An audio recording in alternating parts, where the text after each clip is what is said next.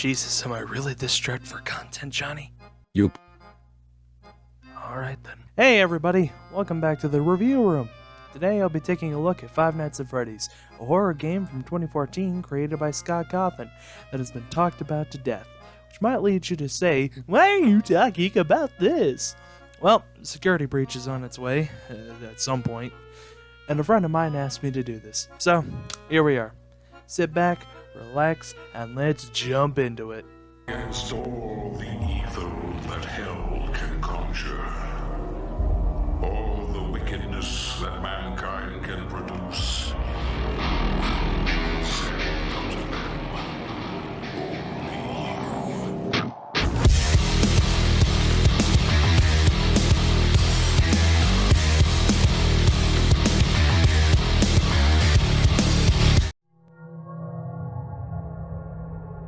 You get no proper introduction.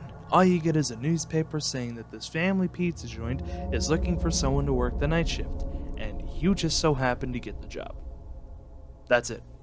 Sure, there's tad bits of lore that's thrown at you by the phone guy, voiced by Scott Cawthon himself, and if you're lucky, you can catch newspaper clippings explaining how 5 kids went missing in the very restaurant you're working at.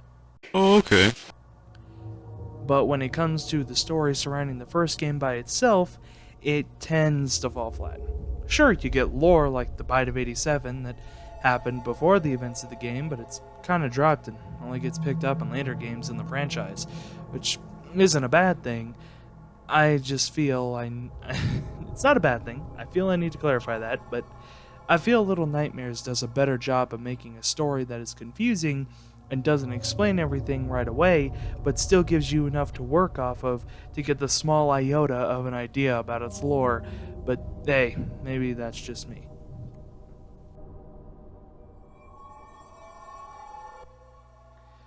Gameplay is really simple. It's just looking left and right while closing and opening doors and turning lights on and off at the right time.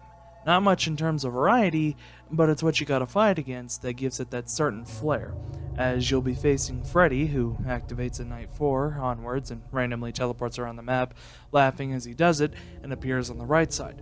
Bonnie, who comes from the left side, Chiku comes from the right side, and is most known for saying pizza over and over because of a series of skits on YouTube. That's not entirely important. And Foxy, who slowly comes out of Pirate's Code?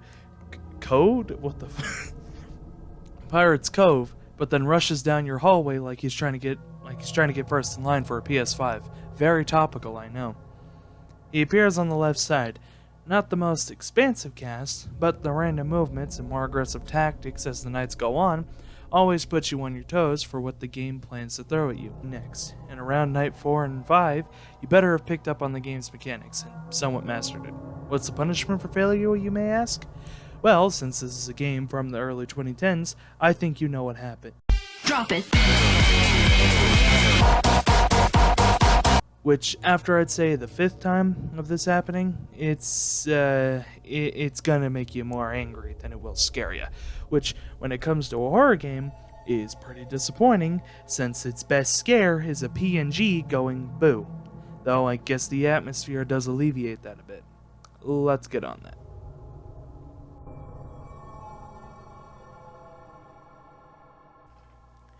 I'm gonna hit you with the honest truth. This level design is ass. No, seriously. On first impressions, the office looks unappealing, and since it's basically a JPEG image, it looks flat, like you're staring at a wall than you are an office desk. Now granted, graphics are not what's the most important part of a game. That should be obvious, as I'm pretty sure most people can look past the visuals if you have good or great gameplay. But when most of your time is spent staring at this while playing, it gets boring and visually degrading after a while. But again, that might just be me. The other parts of the restaurant look okay for the most part, since it's so dark you can't really see much of anything. Hell, you'd probably be able to convince me it was a level in Doom 3 if you wanted to. The animatronics look good though, as it really nails the whole Chuck E. Cheese animatronics feel it was going for. Something I think people don't talk about enough is why the hell is the security office so easy to get to? Like, it's just 2 hallways that lead straight to your office. What's stopping a child during the day just saying, fuck it and walking over there.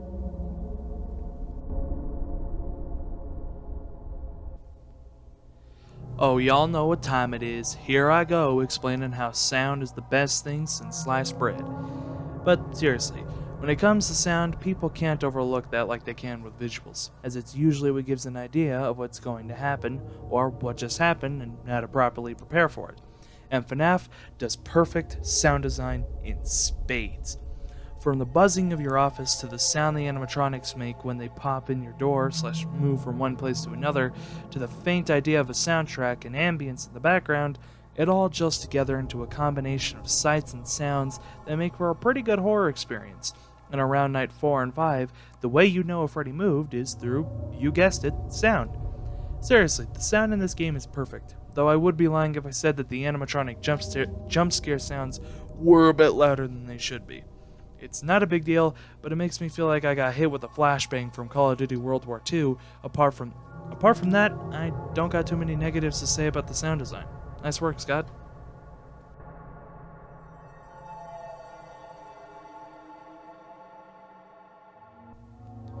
What is there to spoil about this game? It doesn't have a big bombastic ending or final level that's any different from the rest of the game. Best there is after beating Night 5, you get a paycheck and learn the main character's name is Mike Schmidt.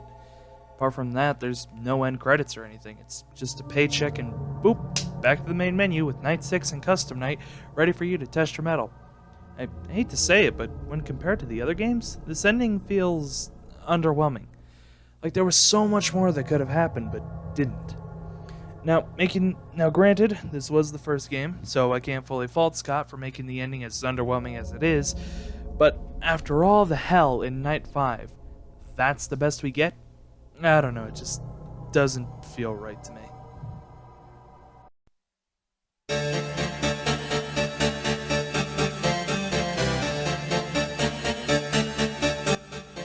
And that was Five Nights at Freddy's, a game that spawned an entire franchise that's now getting a major release on mainstream consoles like the PS5, which is impressive, but sadly this game is pretty bare bones. It has a lot of good, but it has little to no replay value.